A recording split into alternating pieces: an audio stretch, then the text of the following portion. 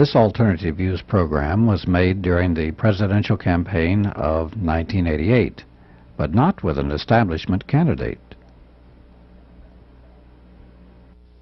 CIA used by the Democratic administration to murder Diem and escalate the war in Vietnam. And here we have a Republican using the CIA to sell weapons to the Ayatollah, to raise funds, deal in drugs, go to Central America, fight wars that have not been approved by the people or the Congress. I think George Bush is deep into it, well over his head. Libertarians detest drug dealers. And that's one reason why we want to get rid of the laws. We want to get the drug dealer out of business overnight because he can't exist unless the drug price is very high. So a lot of good people inadvertently are the allies of the drug dealers if they like the drug laws. And isn't it interesting how recent they used it in the Vietnam era? Democrats used it there, and Republicans used the FBI to spy on 100 different groups in this country, including the churches, who disagree with the policy in Central America. It almost looks like the FBI was designed to spy on Americans who might be disagreeing with policy, especially the foreign policy. Former Republican Congressman Ron Paul is now running for president on the Libertarian ticket. Join us for a provocative hour right now on Alternative Views.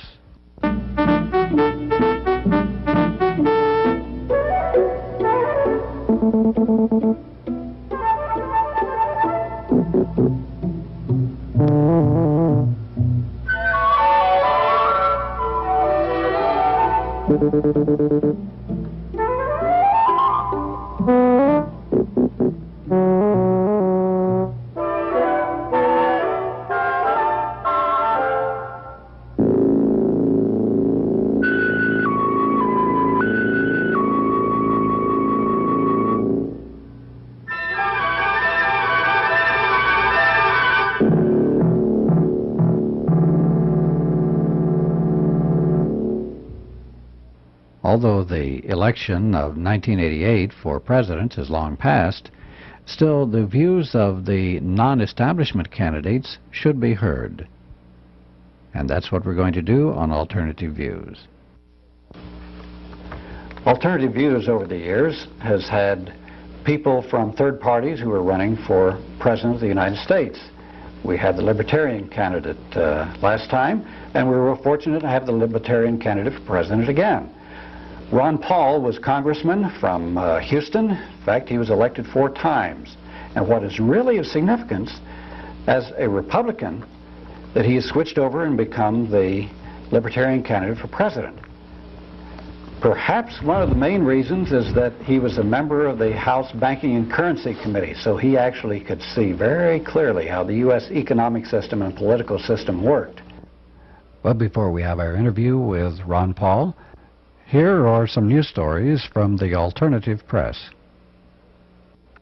So far, the most sensational story that's emerged during the 1988 presidential election is that George Bush's office was directly involved in a drug and gun running operation that was supplying weapons to the Contras and that was using proceeds from drug sales with connections with the Colombia cocaine cartel to help finance different Contra operations. This story was first broken in the Progressive last year. This was the story behind Dan Rather's questioning about George Bush's connection with Noriega and drug dealers in Central America. And the story recently broke in Newsweek and has been very briefly touched in television networks like ABC and CBS, which have only barely touched on some of the details of this story. Well, In These Times has an in-depth interview this week in their June the 8th issue, in which they go into detail about this operation by one of the people that was intimately involved in it. Former CIA agent Richard Brenica said that he was one of the arms suppliers who was giving arms to the Contras, was involved in drug running back to the United States, and was in personal touch himself with George Bush's office during this operation. According to Brenica, this operation began in 1983 when Congress cut off military aid to the Contras, and the Reagan administration started organizing independent operations to illegally bring arms to the Contras. One of these operations was organized by Israel, by the Israeli intelligence agency Mossad, that was supplying arms to the Contras, and that got involved at that time with General Noriega in Panama. The Israeli operation found out that Noriega was involved in drug running, decided that this would be a profitable way to finance the arms supplies to the Contras, and thus went in business with General Noriega themselves to raise money through drug sales to provide arms to the Contra. It's very interesting, Doug. In the right-wing newspaper, The Spotlight, has a story parallel to this, and it said that Noriega had had a long-term relationship with the Israeli secret police, particularly a fellow named Michael Harari. Noriega had been sort of blackmailing Bush, saying that because Bush's office was connected with this network and these operations, that if they tried to expose his drug operations, he would expose Bush.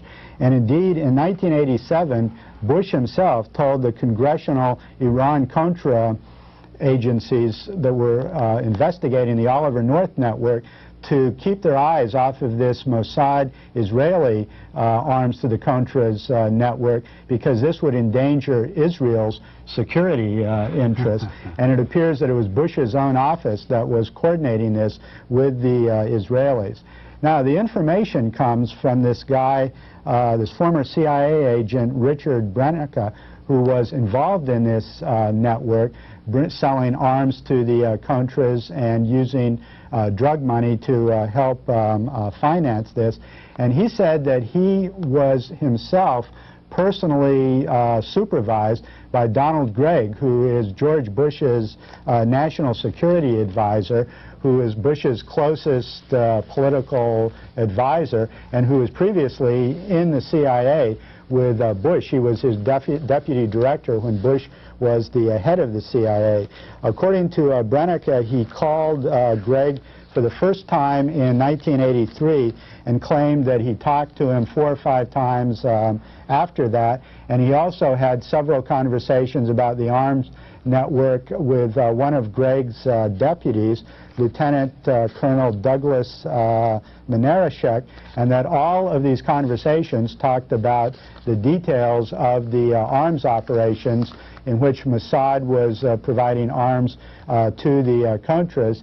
And Brenica also said that he was warning Gregg and other people in the Bush office that these were being financed by drug sales, and that some of the same planes that were being used to ship weapons, arms to the Contras were flying back to the United States with drugs that were being used to finance this scheme. And Brenica himself said he flew on one plane back to Amarillo, Texas, that was loaded with cocaine that he saw being unloaded.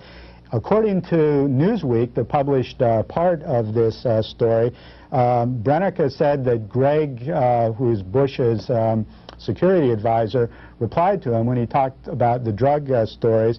He said, this is Gregg, "You do what you were assigned to do. Don't question the decisions of your betters." So it's obvious that a cover-up was involved by the Bush office that wanted to keep these operatives quiet. The people who have run these drugs and have been the pilots for bringing these drugs back in the United States have told the Kerry panel in Congress that the CIA, the Drug Enforcement Administration, and the Customs Service were aware that all this drug smuggling was going on, but they didn't do anything to stop it. So you have all of these things going on at the same time. So they say, well, did Bush know? If he didn't know, that would be damaging. He doesn't know what's happening in his own house. But if he did know and didn't stop him, he may not be president. Well, but the media aren't jumping on that. Right. Ed Meese, who's been the subject of many different scandals that the media have focused on in intimate detail, actually told the federal drug enforcement agents in Miami to lay off of some investigations of the North drug network because of national security requirements.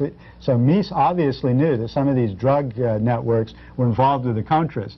But the Reagan administration's priority during this time was to keep the Contras going no matter what. This was Reagan's obsession.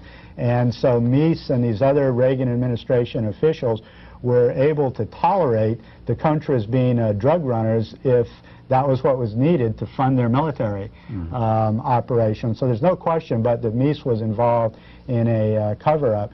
The question is, what did Bush know? And what if this is going to come out? You mentioned the banks involved in the laundering.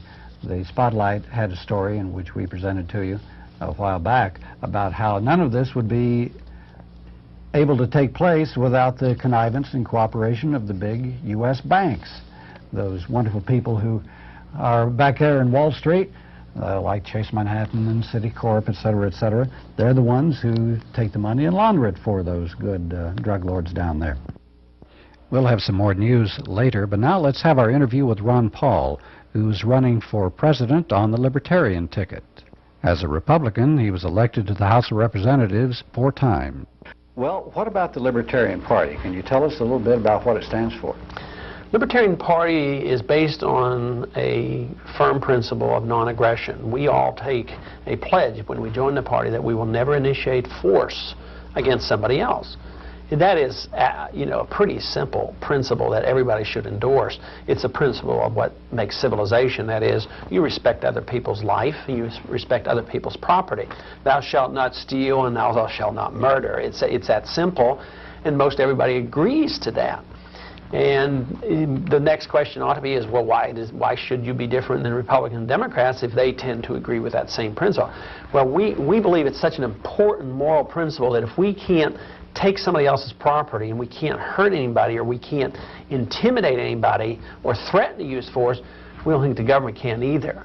But we see the government as the initiator of force to bring about social and economic changes day in and day out. I mean, they may not come up to our front door with a gun, and occasionally they do, but we know if we don't deliver our money and our records and do obediently what the government wants in order to give up our portion of our income through the Internal Revenue Service, the gun will be quickly at our door and we will be in prison. So it's the threat and the intimidation, and therefore they're transferring wealth, something that we can't do as individuals.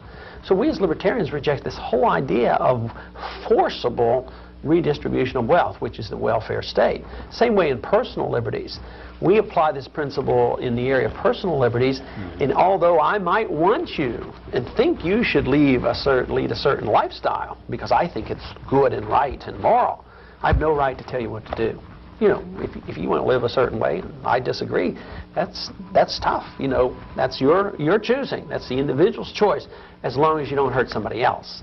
So the person has the right to his own life and his liberty, his own lifestyle, as with one special rule, that your lifestyle, the individual's lifestyle, can't hurt somebody else.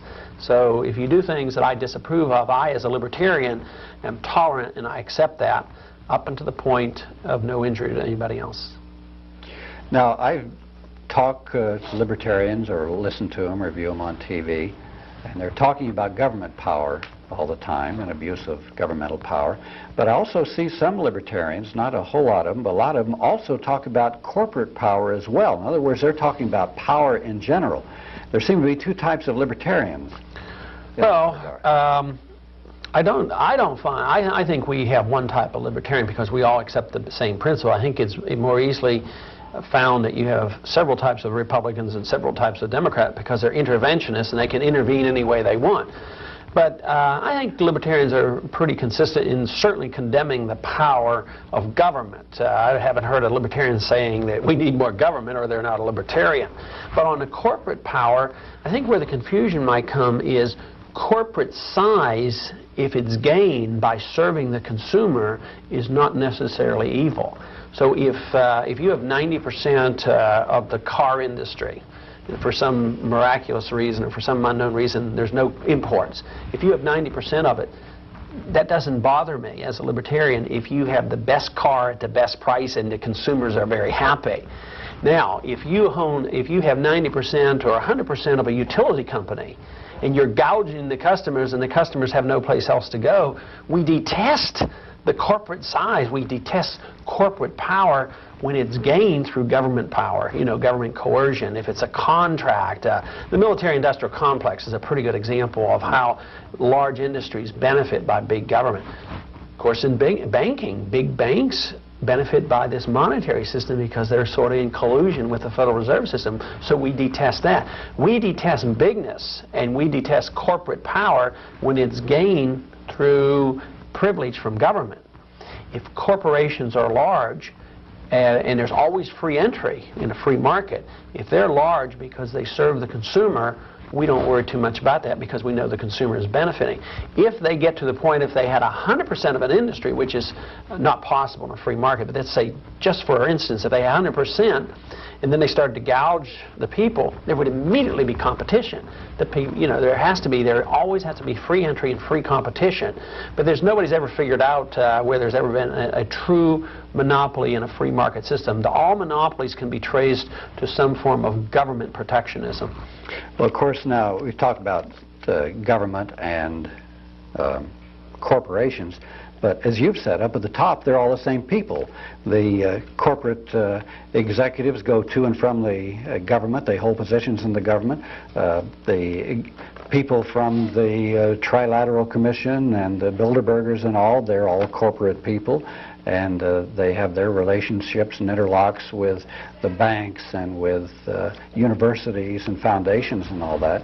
So to talk about you're really talking about one source of power instead of corporation on one side and government on the other, because it's all one pot, as you said. I think it's become one pot.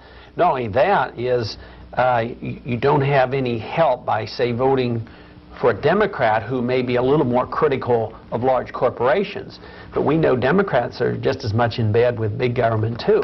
I mean, you take a Michael Dukakis, for instance. Do you think maybe Boston was somewhat dependent on some military contracts with Tip O'Neill? I mean, they're just as much. It's all demagoguery when it comes to these political campaigns.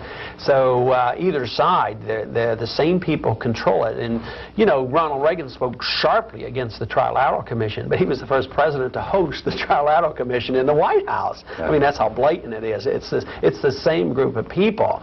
That's why you find no political action committee, no large corporation who supports libertarians.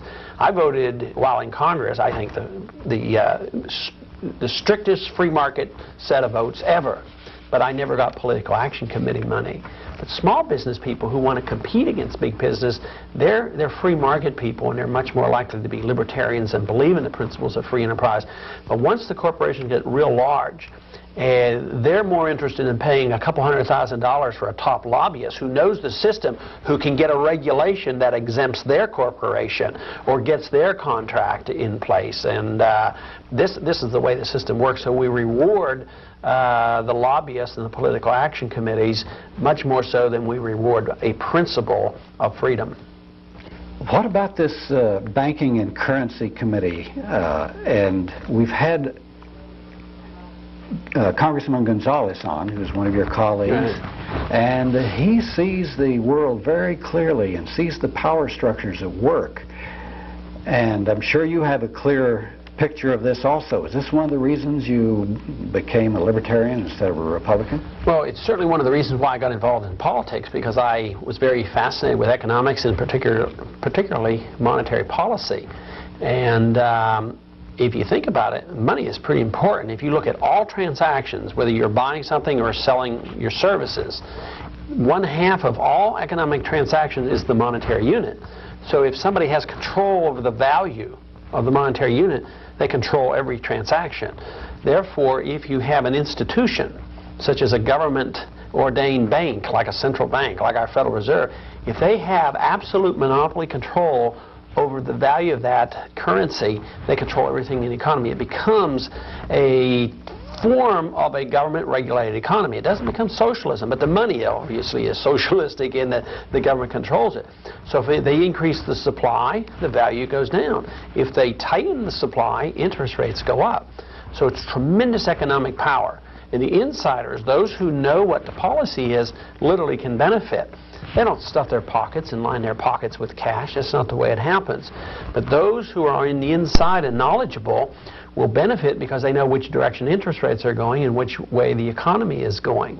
And if you look at the members of the Federal Reserve, you find out that they don't ask people like me to be on the Federal Reserve, even though I've had experience on studying the issue and been on the banking committee. They ask only the people who are casually referred to as the insiders, those from Wall Street and the banking industry, the Paul Volckers and the Alan Greenspans of the world. They're on the inside. They know how to deal with the establishment, and they get these positions, and therefore it is a tremendous amount of economic power falls into the hands of what we call the Open Market Committee, the Federal Open Market Committee. They control from day to day the supply of money. They become the legal counterfeiters. You know, if you and I had control of the printing press, we could do a lot of things, you know, self-serving. That's what happens when the politicians create the central bank that control the money. Now, this control of the central bank and the money goes on regardless of which party is in power, right? It never changes. You know, they change a person here and there, but it's always the insiders. It's always from the same group. So if you have a Republican as president or the Democrats, they're going to get the same appointments. Appointments never change. And this can be said about the Secretary of State and the Secretary of Defense and the Secretary of Treasury and the Federal Reserve Board members. They all come from the same group. And even though, I guess naively, I was hopeful that the same group of individuals would not have as much power under Ronald Reagan.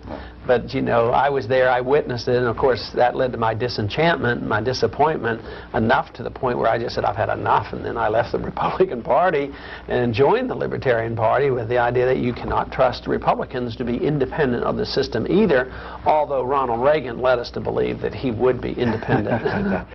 Record for civil liberties for the Libertarians, to my mind, is very good. And even, I think it was the last interview we did with a Libertarian candidate for president said he would abolish the CIA, the FBI, and the IRS. Do you hold those same positions? Yes, I do, because, you know, most of our history we didn't have those institutions. The FBI came in during the First World War, and interestingly enough, one thing that Woodrow Wilson did, he used the FBI to spy on American citizens and actually arrest them if they disagreed with his foreign policy about going to war in Europe.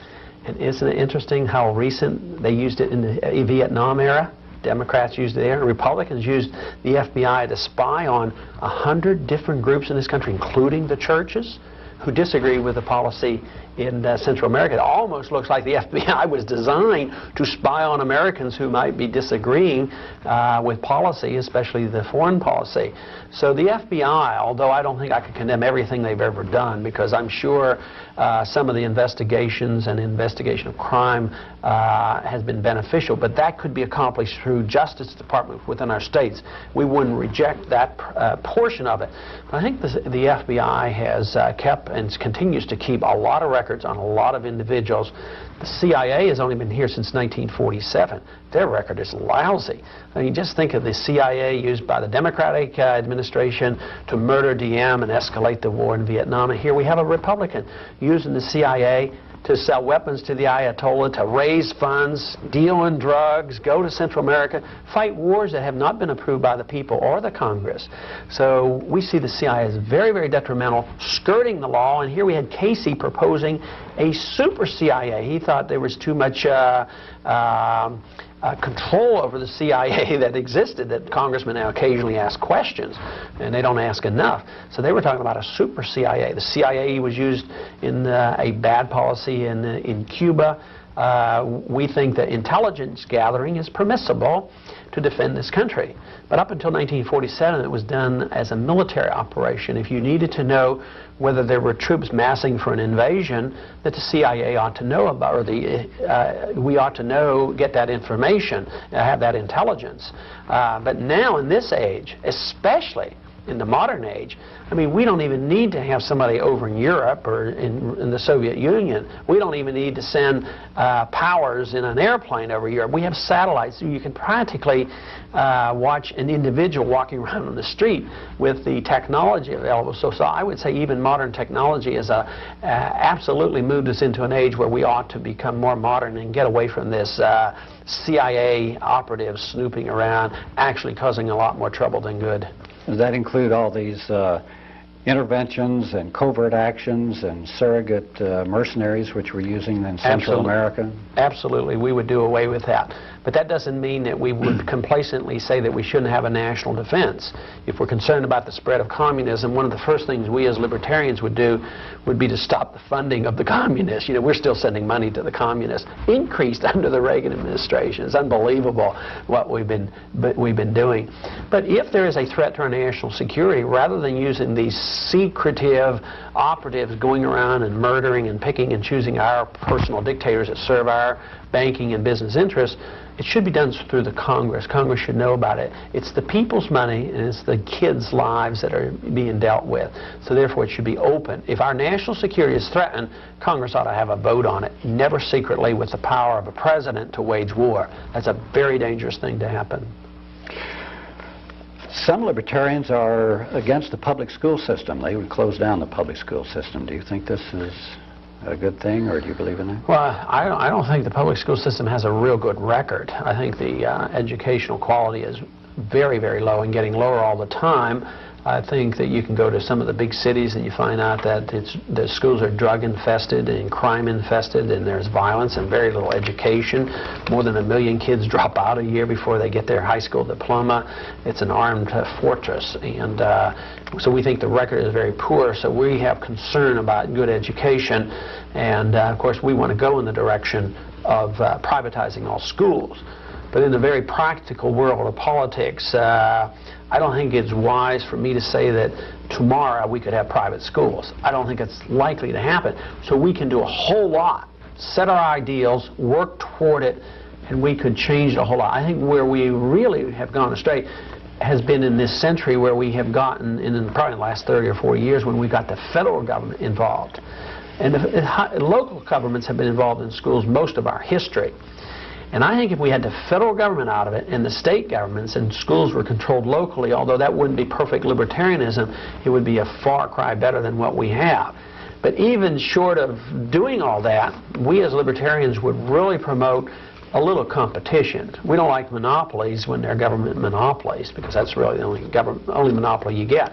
But a monopoly of our school system is a great danger.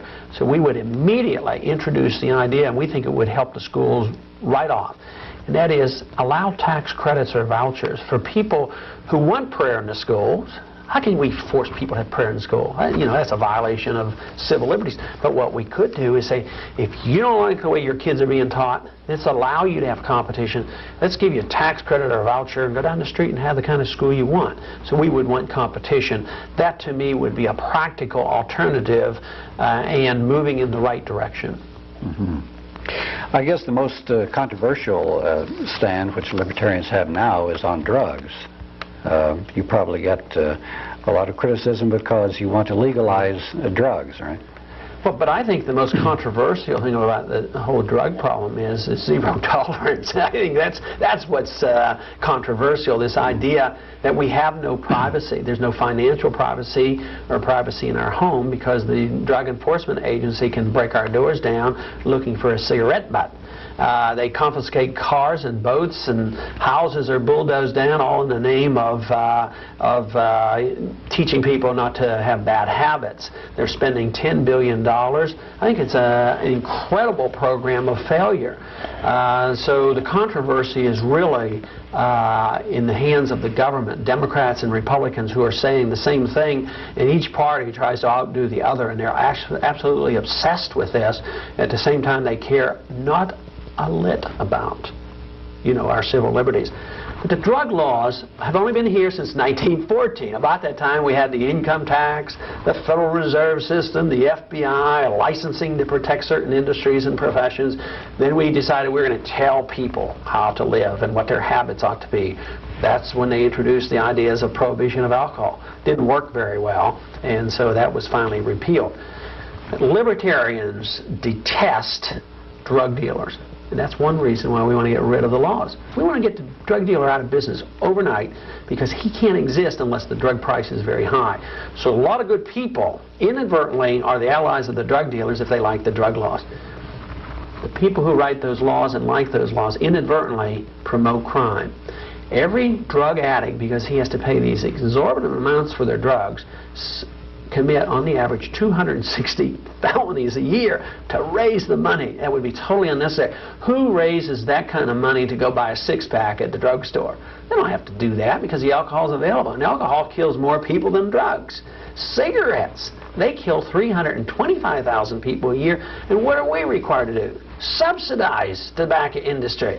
I mean, if people want to really do good, let's just quit subsidizing tobacco, get the government out of the sale of alcohol, and go that way. But the crime rate would go down, the drug dealers would be out of business. I think the kids wouldn't be as exposed either. It's pretty hard to tell a kid that's just dropped out of a public school where he was totally bored and he's on the street corner and decides he wants a job and buy a car. Talk him into working at McDonald's for $4 an hour when he can make $400 a day doing a little work for the local drug merchant. There's no way. He's tempted and he yields to the temptation. So we literally set the stage by these drug laws to get more kids involved, and I think that's horrible. I think the kids have to, they certainly deserve some protection. We deserve at least to create an environment where they're not so likely to be forced into the drug trade. Now, you're a medical doctor, and you think that legalizing all these drugs would be good. Do your medical colleagues and the medical profession, they agree with this? No, to a minority. Matter of fact, I think that even drugs for treating oneself should be more readily available to people. Not that I think people should do it unwisely and use a lot of fancy medication without some advice, but if drugs were more available, you know, if a nurse could prescribe penicillin, it certainly would be a lot cheaper. Nurses are capable of telling you whether you have a strep throat or not. It would drive the cost down. So doctors have a little protectionism involved. They like their little monopoly. So the AMA, matter of fact, the AMA lobbied me in Washington to vote against even allowing doctors to give heroin for dying cancer patients who couldn't have their pain relieved from morphine. But they did not want this to happen because they wanted to have control, and they didn't want to look like they were soft on drugs, but they want control. So whether it's the drugs necessary right now, the FDA, I think, does a horrible disservice to us all by making it very difficult for AIDS and cancer patients to do alternative treatments. Yes. You know, they're smuggling drugs from Mexico. You know, we think of Mexico as a socialist state, and yet they can get drugs more readily there, and we're having dying cancer patients and AIDS patients smuggling drugs up into the free United States in order for them to take this medicine. But the FDA argues, well, we got to make sure it's safe and effective. Well, if somebody's dying, don't you think they have the right to take a chance on a drug, on an experimental drug? But the AMA isn't helpful in here, and the medical profession is very poor. A lot of doctors would agree with me, but I think they like the idea that they're sort of godlike and they get to write prescriptions, and they certainly think that opening up this whole barrel, so to speak, would be detrimental to their protection, and they're interested in organized medicine. What about the police and law enforcement profession? Would they be for your point of view? It would put a lot of them out of work. I think a lot of them would make a lot less money. You know, their system has been corrupted by it. Oh gosh, it's terrible. It's you know, another example of how foolish some of these laws are is the prisons are running rampant with drugs. If we can't keep drugs out of the prison, how are we going to keep drugs off the street? Which means it's very much a corrupting influence. I mean, we read stories. I'm sure the majority of the police are not involved, but you don't need very many to really make a lot of money off it. So there are going to be some officials who would agree with us, and I've had some. There was an interesting story of an individual when my staff went to work for a candidate who was running for a governorship in a large city, and they brought all the district attorneys together because crime was the #1 issue in that state. And they said that the only way you could ever get rid of crime would be, and they all agreed on this, is you'd have to get rid of the drug laws. So behind closed door, without the press, they agreed the drug laws created crime, and you know what they said? You can't ever achieve that because there are too many people on the take, too many judges and too many policemen like this, so just forget about it. We can't deal with it, and it's too much of an emotional issue anyway. But it is an important issue. I think the discussion has progressed a whole lot in the last 6 months. I think we as libertarians have done a whole lot of good in getting this discussion out, and I am going to continue to debate this because as a parent of 5 children and as a physician and as a non-drug user, I think that I have some credibility in making this debate on the idea that drugs ought to be decriminalized. Let's talk about what could be the most explosive issue of this campaign if the mass media would get a hold of it and do something about it, but they're covering it up. And that is you were talking about the government involvement in drugs. There have been government investigations, there have been private investigations, and we've interviewed a lot of people, ex-CIA people, who have talked about the CIA involvement in drug operations for many decades. It's public knowledge, though once again the media are not saying anything about it, that Oliver North and his people involved with the Contras have been running drug operations, cocaine primarily, bringing it back into the United States. And there are other investigations which show that George Bush's office, Donald Gregg particularly, and the people he was working with, have been supervising an enormous drug operation, which once again was sending illegal arms down to the Contras and elsewhere, and bringing cocaine and other types of drugs back into the United States. But neither the Democrats aren't talking about this. Now, are the Libertarians talking about this, and do they put this into the framework of the drug law situation that you're talking about? We talk about a whole lot. Of course, we always have the trouble of getting the attention that we think it deserves. There have been a few Democrats have talked about it. Senator Kerry's office has done some work. He's done a lot of the investigation. Right, and I think he's on to something, and I think we've gotten some other information too, of course, that the CIA has given Noriega over the years $200,000 a year. Oh, yes. And they kept feeding him money, even when Bush was the head of the CIA. I think George Bush is deep into it, well over his head. Somebody asked me once if I thought George Bush knew about as much was going on as Ronald Reagan. I think George Bush knew a lot more about what was happening in the CIA, because I think Reagan was probably more removed from it, I mean, just by his own personality and maybe his age or something. But I think George Bush, through his office and through the fact that he was a member of this, head of the CIA, I think he was very, very close to it. He knows exactly what was happening, and I believe the rule that once a CIA member, always a CIA member. And I think it's awful interesting. Can you imagine? It would alarm a few of us in this country if all of a sudden we knew that the leader in the Soviet Union would be the head KGB agent, and here we take our head CIA agent and put him, potentially the head of our entire country. Unfortunately, I wish that we could get this information out, and I continue to talk about it, but I sadly believe that there will be very little said, which means that the Democrats aren't doing it. That means they're involved too. They're involved also. And I don't think there's any doubt about it. I mean, it was even some of it got reported in the Iran-Contra scandals. We did know that there were drugs involved, and they were selling drugs back and forth. I think that might be the #1 reason for the drug laws. I mean, they use and play on the good people of America to support them, but I think the #1 reason is not to have high prices for some two-bit drug dealer, as much as to raise the funds necessary for governments to do illegal things, whether it's some terrorist government someplace or whether it's our own CIA to fund programs that they can't get Congress to fund. I think it's tragic, and the sooner we get rid of the drug laws, the sooner this would end. There is a great push now for some type of national health service, national health care. The United States is the only Western capitalist country outside of South Africa, if you consider that an advanced Western capitalist country, which doesn't have some type of comprehensive health care system. Are the Libertarians for this, or are they against it? Well, we're for a comprehensive health care system, and we want everybody to have major medical coverage and the best insurance and the best medical care.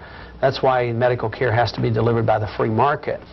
If we don't care about medical care and quality, if you like lines and if you like the medical care the Indians get, and if you're happy with the Veterans Hospital, and if you're happy with how England runs things in the Soviet Union, then I guess we need another move in the direction of socialized medicine. Government now, even though we don't have a major national program, government now delivers 60% of the health care in this country. The more we spend, the higher the costs, the lower the quality, less people can get the care. I mean, it's a lousy delivery system. Poor people who can buy their TVs and cars and video cassette recorders have no health care. They buy the VCRs and their television and the cars in the marketplace. They get their health care through government program. With all this spending, there are still 38 million people who have no insurance whatsoever. Just devising another government program which won't work, but just further push up costs and put controls and more doctors dropping out. And I think it's a total disaster. If it's a national health program run by the government, it's tragic. It won't work. It's going to ruin the care in the country. If we care about people, we will have a national health care program, but it will be delivered by the free market. But the free market is what we have now. We have bad health care. We have a greater percentage of GNP being spent on health care than those countries where they have a government-sponsored system. I don't agree. I don't think that we have free market medicine. As I said, it's 60% is paid by government. We have coercive rules that force governments into these HMO organizations. Government, the large companies had to offer these things, so they've been growing and now going bankrupt. And when you pump a lot of money in, if government's paying the bills through Medicare or Medicaid, this doesn't spread the money out. A lot of wealthy people get the benefits. The poor people don't seem to get through the the maze of papers. But a lot of millionaires receive Medicare benefits, so they get their hospital payments. But when they go in and pay and have a little insurance, what happens? The hospitals and the doctors and the labs tend to jack up the prices. So, and then the government has to come in and say, well, we're going to put on controls because the prices are too high, and then we're going to ration care.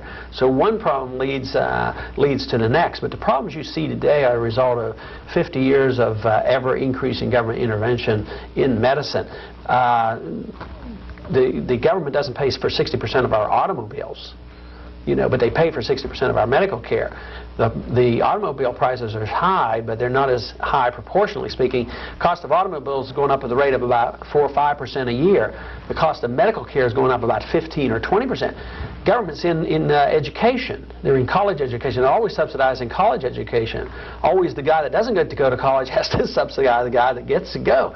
The cost of education is going up about 15 to 20%. So as soon as you get government involved, quality does not go up, but the cost goes up, and there's not any fair distribution.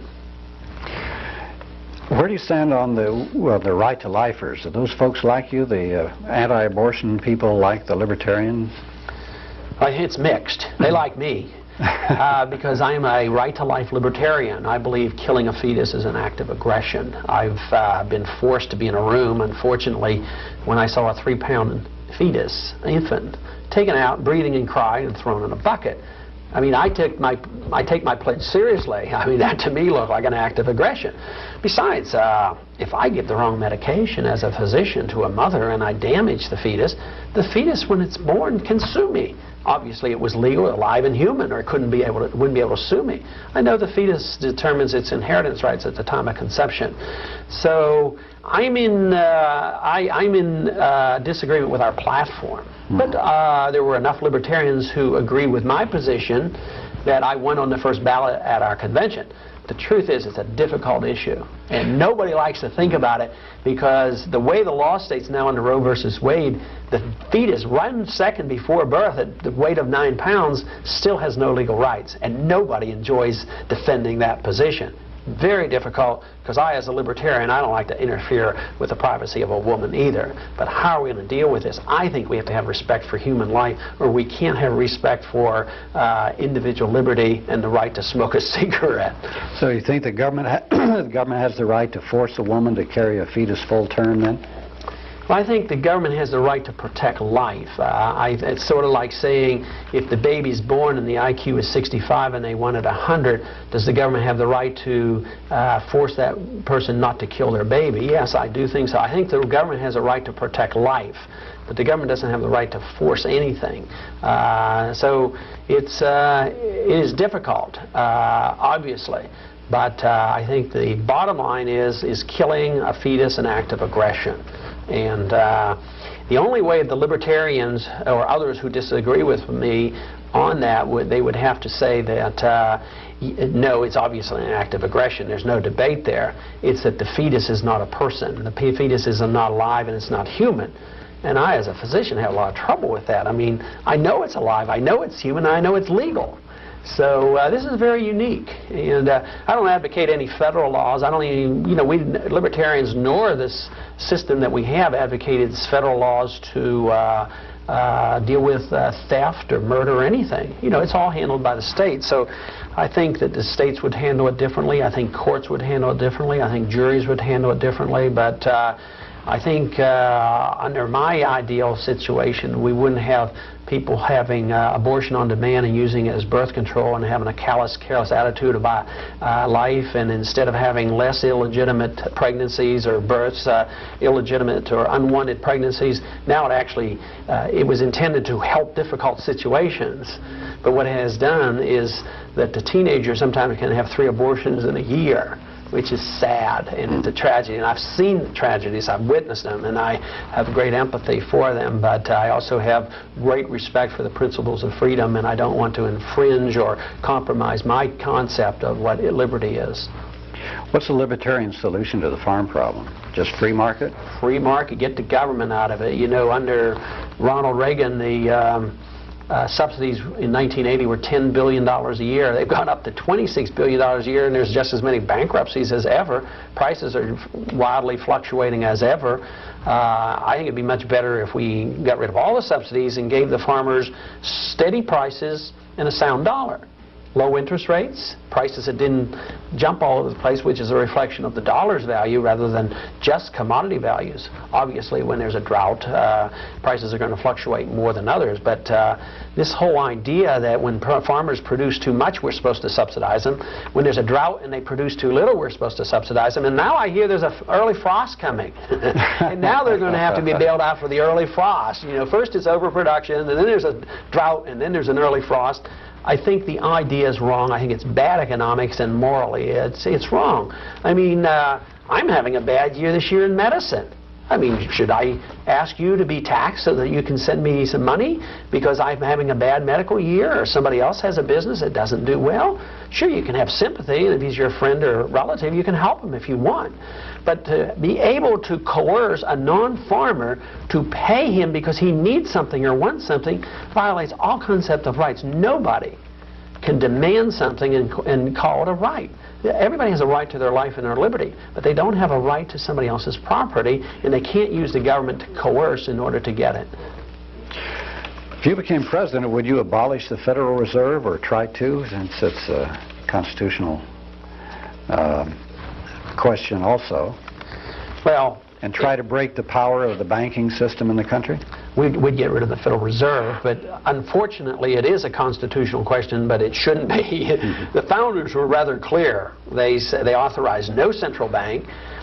They said we could not emit bills of credit, which is paper money. They said that only gold and silver could be legal tender, and the only monetary function that the Congress had was to mint gold and silver coins. So if we'd follow the Constitution, we would not have a central bank, and we would not have a fiat paper currency. We would have a gold or silver standard, or both. We believe that we should have honest money, which is a commodity standard. We don't believe in counterfeiting. We don't believe the individual can counterfeit paper and give it to people and say this is money of real value, but we don't think the politician and the Federal Reserve can do that either. We'd get rid of the Federal Reserve, and we think it would not only help the economy, what it would do is would help the people, because the people would save their money again, prices would be lower, interest rates would be lower, and we'd eliminate the business cycle. So the sooner we get rid of the Federal Reserve, the better. What would you do about the deficit, this enormous deficit we have? The deficit should be eliminated by one technique. cutting spending. You can't cut spending until we decide as a people what we want from our government. If we want welfare and warfare, the budget will never be balanced. We're going to have an economic calamity, and it's going to be very, very major. If we want some sense to our government, we should balance the budget. We should do it immediately, and it should be done by cutting, and it should be cut both domestically and internationally. We certainly can cut military spending, because a lot of the military spending has nothing to do with national defense. We do not have to sacrifice defense.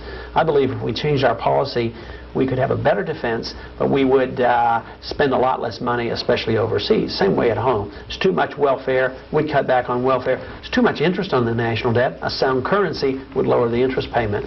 So we would balance the budget in media at a much lower level. I think it would be the greatest thing in the world for the economy. You have a last statement you'd like to make for our viewers? Yes, I would like to suggest to the viewers that you should look at your choices. I think this year you do have a choice. I think it's foolish to waste your vote. Voting Republican and voting Democrat is a pure waste of your vote. So if you want to vote for less government, if you want to say you're not satisfied with the status quo, then you have to vote Libertarian. If you stay at home, which many people are doing, they're staying at home these days because they are disgusted like we are, but they don't think there's much chance of changing things. But if you vote Republican or Democrat, it makes no difference whatsoever. If they like what they have, if they're satisfied with the status quo, it doesn't matter. But if you don't want to waste your vote, if you want to make your vote productive, make your vote count, come join the Libertarians, vote Libertarians, send a message, because even if we get 5 or 10 or 15% of the vote, we will revolutionize politics in this country for the next 100 years. And that's what we want to do. We want to set the stage for the 1990s when the Libertarian Party can be a predominant force in this country.